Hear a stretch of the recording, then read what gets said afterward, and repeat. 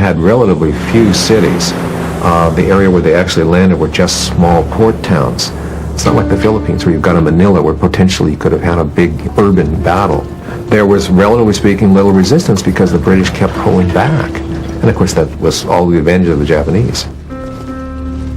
Ironically, the British have engineered the road so well, the Japanese advance with extra speed. Demolition tactics failed to stop the infantry on bicycles. Special construction units rush in to repair bridges for the tanks and trucks to follow. The Japanese have a saying, a sort of parable about themselves, particularly males. The symbol is the carp, and the carp swims upstream against all obstacles. If he hits an obstacle, he just keeps trying. I think there was a carp-like quality to the Japanese advance in Malaya. Meet an obstacle, fight it. If the British are blowing things up, bring in Korean laborers or whoever to reconstruct the roads at night and then move your troops along rapidly as you can. Just keep going. That was one of the things I think which surprised the British, the intensity and the determination with which the Japanese continued this advance. The Japanese battle plan calls for victory in 100 days. But in less than 30 days, the Japanese pushed the British halfway down the coast of Malaya. By January 7th, the front lines are within 250 miles of Singapore. The individual Japanese soldier certainly would have had a certain degree of apprehension about going up against the British, even though there's propaganda about how the colonialists are corrupt and weak. But then to see this thing succeed, to have it go as well as it did, as fast as it did, would have been amazing. There would have been a sense of elation as well as a sense, always remember, this is battle. The speed of the Japanese advance catches the British completely off guard. English regiments are in disarray. Untrained in jungle warfare, they are ordered to delay the Japanese as long as possible. They must destroy anything that can be used by the enemy, and then retreat.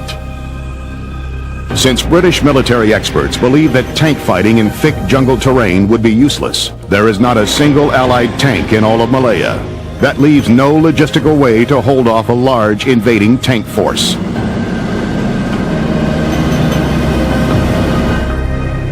We moved up to Adam Estate. We had plenty of ammunition. In 2 days, you can't run out really, can you, if you've got adequate supplies for 2 days. That's sniper.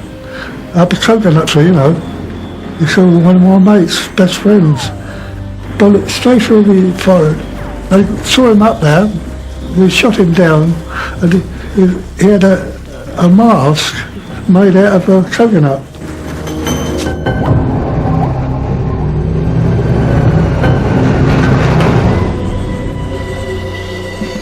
The Japanese constantly outflank the British lines with their skilled jungle fighting. By the end of January 1942, all hope of holding the Malay Peninsula has evaporated. The British are ordered to withdraw to the stronghold of Singapore.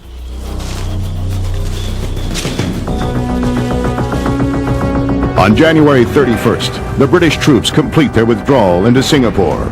Behind them, the causeway connecting the island to the mainland is blown up, hoping to prevent any Japanese invasion. They will never take it.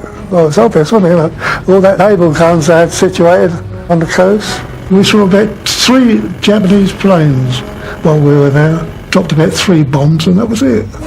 And they looked like old training planes, nothing special about them.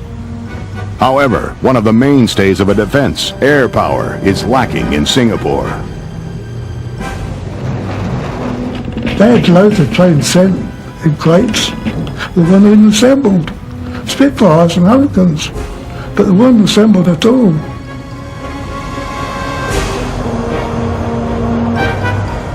British troops who have just arrived in Singapore are given orders to start digging defense positions.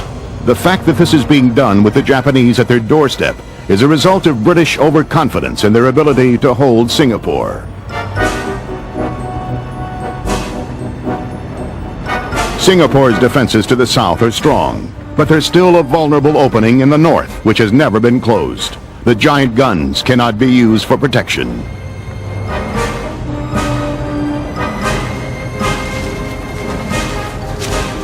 General Percival spreads his men along the beaches, hoping to prevent the Japanese from getting a foothold on the island. Only 2,500 men protect the narrowest point of the strait. Here, in small boats, 4,000 Japanese are getting ready to attack.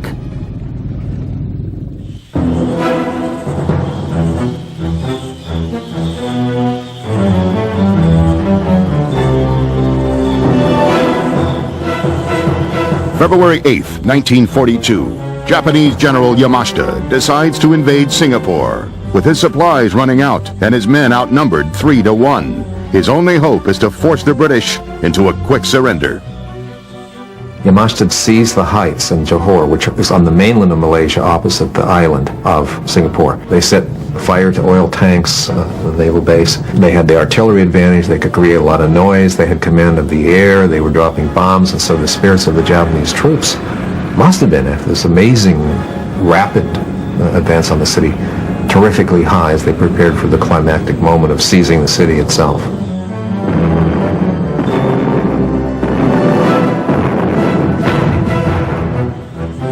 The Japanese send up an observation balloon to direct their artillery fire. The British have no planes to knock it down.